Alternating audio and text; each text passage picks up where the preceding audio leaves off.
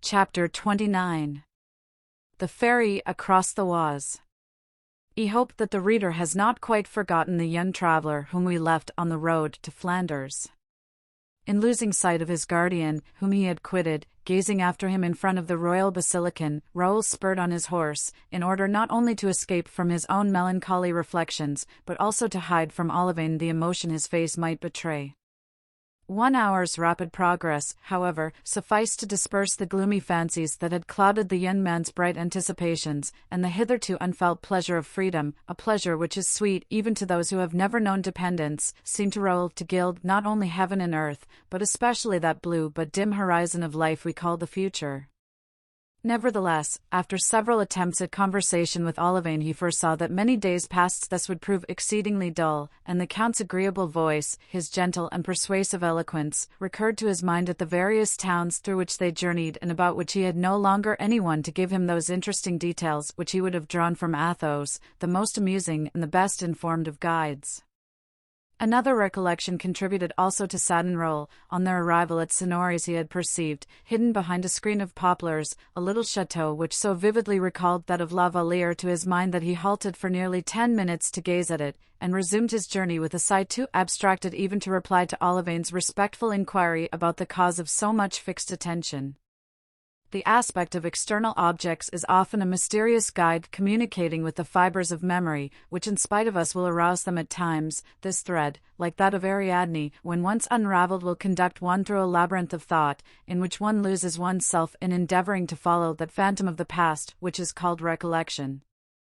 Now the sight of this chateau had taken Raoul back 50 leagues westward, and had caused him to review his life from the moment when he had taken leave of little Louise to that in which he had seen her for the first time, and every branch of oak, every gilded weathercock on roof of slates, reminded him that, instead of returning to the friends of his childhood, every instant estranged him further, and that perhaps he had even left them forever. With a full heart and burning head he desired Olivain to lead on the horses to a wayside inn, which he observed within gunshot range, a little in advance of the place they had reached. As for himself, he dismounted and remained under a beautiful group of chestnuts in flower, amidst which were murmuring a multitude of happy bees, and bade Olivain send the host to him with writing paper and ink, to be placed on a table which he found there, conveniently ready. Olivain obeyed and continued on his way, whilst Raoul remained sitting, with his elbow leaning on the table, from time to time gently shaking the flowers from his head, which fell upon him like snow, and gazing vaguely on the charming landscape spread out before him, dotted over with green fields and groups of trees. Raoul had been there about 10 minutes, during 5 of which he was lost in reverie, when there appeared within the circle comprised in his rolling gaze a man with a rubicund face, who, with a napkin around his body, another under his arm, and a white cap upon his head, approached him, holding paper, pen and ink in hand. "Ha! Ha!" laughed the apparition. "Every gentleman seems to have the same fancy, for not a quarter of an hour ago a young lad, well mounted like you, as tall as you and of about your age, halted before this clump of trees, and had this table and this chair brought here, and dined here, with an old gentleman who seemed to be his tutor, upon a pie, of which they haven't left a mouthful, and 2 bottles of Macon wine, of which they haven't left a drop, but fortunately we have still some of the same wine, and some of the same pies left, and if your worship will but give your orders—" "No, friend," replied Raoul, smiling, "I am obliged to you, but at this moment I want nothing but the things for which I have asked, only I shall be very glad if the ink prove black and the pen good. Upon these conditions I will pay for the pen the price of the bottle, and for the ink the price of the pie." "Very well, sir," said the host, "I'll give the pie and the bottle of wine to your servant, and in this way you will have the pen and ink into the bargain." "Do as you like," said Raoul, who was beginning his apprenticeship with that particular class of society, who, when there were robbers on the high roads, were connected with them, and who, since highwaymen no longer exist, have advantageously and aptly filled their vacant place. The host, his mind at ease about his bill, placed pen, ink and paper upon the table. By a lucky chance the pen was tolerably good, and Raoul began to write. The host remained standing in front of him, looking with a kind of involuntary admiration at his handsome face, combining both gravity and sweetness of expression. Beauty has always been and always will be all-powerful. He's not a guest like the other one here just now, observed mine host to Olivain, who had rejoined his master to see if he wanted anything, and your young master has no appetite. My master had appetite enough 3 days ago, but what can one do? He lost it the day before yesterday. And Olivain and the host took their way together toward the inn. Olivain, according to the custom of serving men well pleased with their place, relating to the tavern-keeper all that he could say in favour of the young gentleman, whilst Raoul wrote on thus: Sir, after a 4 hours' march I stopped to write to you, for I miss you every moment, and I am always on the point of turning my head as if to reply when you speak to me. I was so bewildered by your departure and so overcome with grief at our separation, that I am sure I was able to but very feebly express all the affection and gratitude I feel toward you. You will forgive me, sir, for your heart is of such a generous nature that you can well understand all that has passed in mine. I entreat you to write to me, for you form a part of my existence, and, if I may venture to tell you so, I also feel anxious. It seemed to me as if you were yourself preparing for some dangerous undertaking, about which I did not dare to question you, since you told me nothing. I have, therefore, as you see, great need of hearing from you. Now that you are no longer beside me, I am afraid every moment of erring. You sustain me powerfully, sir, and I protest to you that today I feel very lonely. Will you have the goodness, sir, should you receive news from Blois, to send me a few lines about my little friend Mademoiselle de la Valliere, about whose health, when we left, so much anxiety was felt? You can understand, honored and dear guardian, how precious and indispensable to me is the remembrance of the years that I have passed with you. I hope that you will sometimes, too, think of me, and if at certain hours you should miss me, if you should feel any slight regret at my absence, I shall be overwhelmed with joy at the thought that you appreciate my affection for and my devotion to yourself, and that I have been able to prove them to you whilst I had the happiness of living with you. After finishing this letter, Raoul felt more composed. He looked well around him to see if Olivain and the host might not be watching him, whilst he impressed a kiss upon the paper, a mute and touching caress, which the heart of Athos might well divine on opening the letter. During this time Olivain had finished his bottle and eaten his pie. The horses were also refreshed. Raoul motioned to the host to approach, threw a crown upon the table, mounted his horse, and posted his letter at Senlis. The rest that had been thus afforded to men and horses enabled them to continue their journey at a good round pace. At Verberie, Raoul desired Olivain to make some inquiry about the young man who was preceding them. He had been observed to pass only 3/4 of an hour previously, but he was well mounted, as the tavern-keeper had already said, and rode at a rapid pace. Let us try and overtake this gentleman, said Raoul to Olivain. Like ourselves he is on his way to join the army, and may prove agreeable company. It was about 4 o'clock in the afternoon when Raoul arrived at Compiègne. There he dined heartily and again inquired about the young gentleman who was in advance of them. He had stopped, like Raoul, at the Hotel of the Bell and Bottle, the best at Compiègne, and had started again on his journey, saying that he should sleep at Noyon. Well, let us sleep at Noyon, said Raoul. Sir, replied Olivain, respectfully, allow me to remark that we have already much fatigued the horses this morning. I think it would be well to sleep here and to start again very early tomorrow. 18 leagues is enough for the first stage. The Comte de la Fère wished me to hasten on, replied Raoul, that I might rejoin the prince on the morning of the 4th day. Let us push on, then, to Noyon. It will be a stage similar to those we travelled from Blois to Paris. We shall arrive at 8 o'clock. The horses will have a long night's rest, and at 5 o'clock tomorrow morning we can be again on the road. Olivain dared offer no opposition to this determination, but he followed his master, grumbling.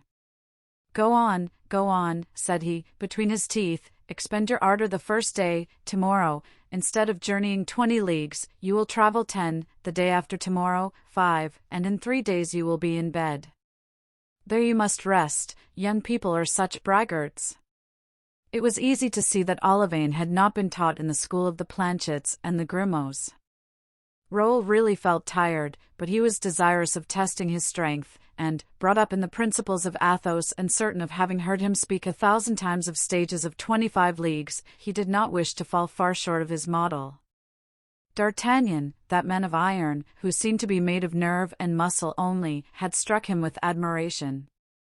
Therefore, in spite of Olivain's remarks, he continued to urge his steed more and more, and following a pleasant little path, leading to a ferry, and which he had been assured shortened the journey by the distance of 1 league, he arrived at the summit of a hill and perceived the river flowing before him. A little troop of men on horseback were waiting on the edge of the stream, ready to embark.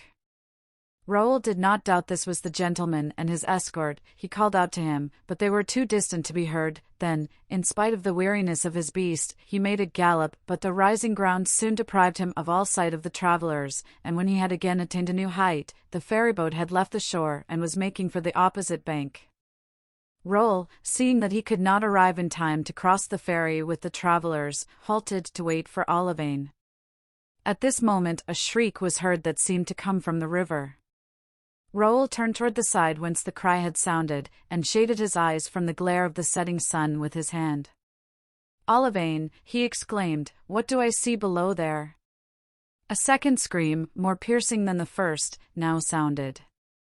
"Oh, sir," cried Olivain, "the rope which holds the ferryboat has broken and the boat is drifting." "But what do I see in the water? Something struggling."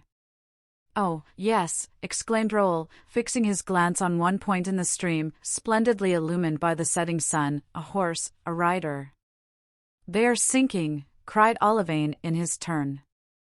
It was true, and Raoul was convinced that some accident had happened and that a man was drowning. He gave his horse its head, struck his spurs into its sides, and the animal, urged by pain and feeling that he had space open before him, bounded over a kind of paling which enclosed the landing place, and fell into the river, scattering to a distance waves of white froth. "Ah, sir," cried Olivain, "what are you doing?" "Good God!" Raoul was directing his horse toward the unhappy man in danger. This was, in fact, a custom familiar to him.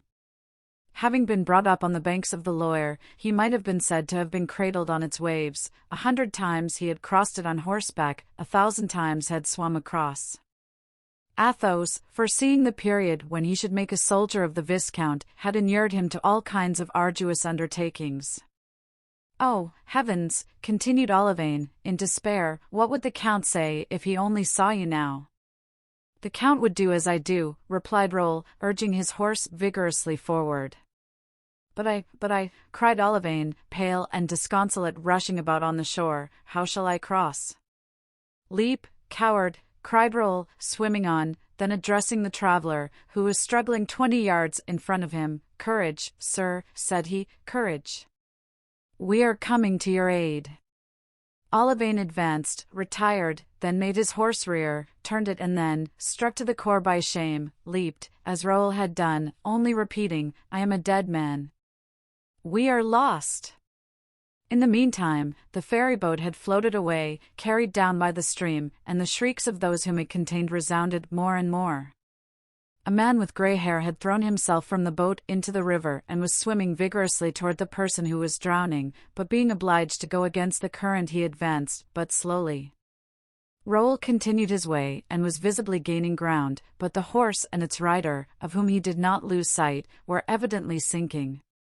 The nostrils of the horse were no longer above water, and the rider, who had lost the reins in struggling, fell with his head back and his arms extended. One moment longer and all would disappear.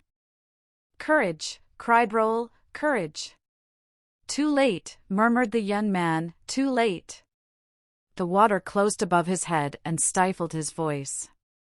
Raoul sprang from his horse, to which he left the charge of its own preservation, and in 3 or 4 strokes was at the gentleman's side. He seized the horse at once by the curb and raised its head above water. The animal began to breathe again and, as if he comprehended that they had come to his aid, redoubled his efforts.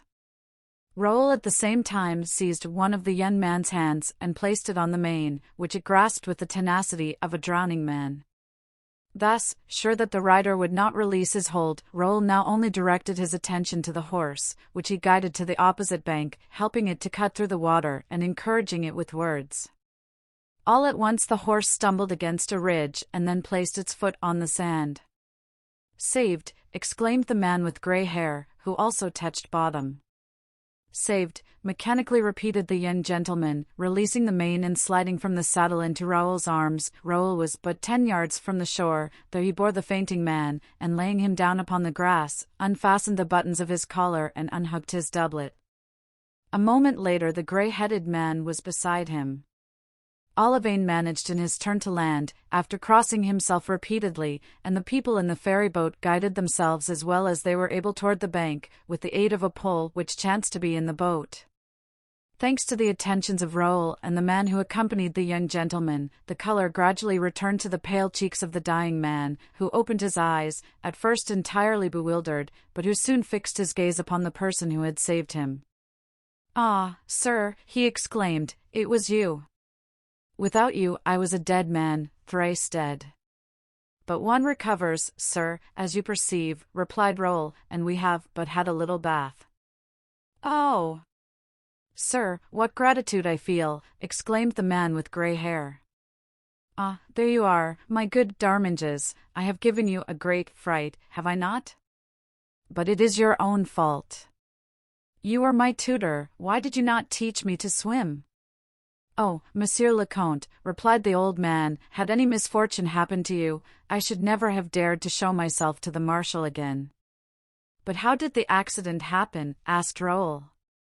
"Oh, sir, in the most natural way possible," replied he to whom they had given the title of Count. "We were about a third of the way across the river when the cord of the ferry-boat broke. Alarmed by the cries and gestures of the boatman, my horse sprang into the water. I cannot swim, and dared not throw myself into the river. Instead of aiding the movements of my horse, I paralyzed them, and I was just going to drown myself with the best grace in the world, when you arrived just in time to pull me out of the water. Therefore, sir, if you will agree, henceforward we are friends until death." "Sir," replied Raoul, bowing, "I am entirely at your service, I assure you." "I am called the Count de Guiche," continued the young man. "My father is the Marechal de Gramont, and now that you know who I am, do me the honor to inform me who you are." "I am the Viscount de Bragelonne," answered Raoul, blushing at being unable to name his father, as the Count de Guiche had done. "Viscount, your countenance, your goodness and your courage incline me toward you, my gratitude is already due. Shake hands, I crave your friendship." "Sir," said Raoul, returning the Count's pressure of the hand, "I like you already, from my heart, pray regard me as a devoted friend, I beseech you." "And now, where are you going, Viscount?" inquired de Guiche. "To join the army, under the Prince, Count." "And I, too," exclaimed the young man, in a transport of joy. "Oh, so much the better, we will fire the first shot together." "It is well, be friends," said the tutor. "Young as you both are, you were perhaps born under the same star and were destined to meet. And now," continued he, "you must change your clothes. Your servants, to whom I gave directions the moment they had left the ferry-boat, ought to be already at the inn. Linen and wine are both being warmed, come." The young men had no objection to this proposition, on the contrary, they thought it very timely. They mounted again at once, whilst looks of admiration passed between them. They were indeed two elegant horsemen, with figures slight and upright, noble faces, bright and proud looks, loyal and intelligent smiles. De Guiche might have been about 18 years of age, but he was scarcely taller than Raoul, who was only 15.